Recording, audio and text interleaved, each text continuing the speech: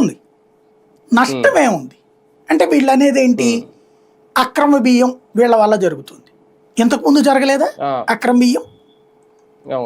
అప్పుడు డీలర్ సెంట్రిక్గా జరుగుతుంది, ఇప్పుడు ఓనర్ సెంట్రిక్గా జరిగింది. వాహనం ఓనర్ సెంట్రిక్ అంటే మధ్యలో మరొక బ్రోకర్ వ్యవస్థ ఏర్పడింది అనుకోవాలి. కొనుక్కునేవాడు ఉన్నంత వరకు అమ్ముకునేవాడు ఉంటాడు, తిననోడు ఉన్నంత వరకు వేరే చోటకి మళ్ళించుకునేవాడు ఉంటాడు. దాన్ని సాకుగా చూపించి ఉపాధి తీస్తే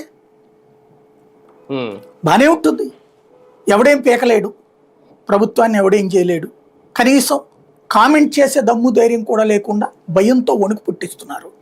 ఈ వణుకు కారణంగా ఎవరికి వాళ్ళు అంటే ఒరిజినల్ విధ్వంసం ఇప్పుడు జరుగుతుంది. ఎవరైనా మాట్లాడితే ఏమో ఎందుకు వచ్చిన పెంట, వాళ్ళనే లోపలేసినప్పుడు మనకెందుకు అనేటటువంటి మాటతో ఒక రకమైనటువంటి భయాందోళన సృష్టిస్తున్నారు. ఎంతకాలం ఇట్లాగా నివురుగప్పిన నిప్పు లాంటి లోపల రగిలేటటువంటి మంట ఒక పీక్ స్టేజ్కి వెళ్తే ఏమవుతుంది? అది ఇప్పుడే కాదు, ఇది ప్రాథమికం కాదు, మధ్యమ దశకు వచ్చేసాం. ఏడాది అయ్యింది. ఏడాదిలోపు నువ్వు ఇవ్వడం పోయి డిఎస్సి ఎంతవరకు ఇంకా పరీక్షల దశలోనే ఉంది.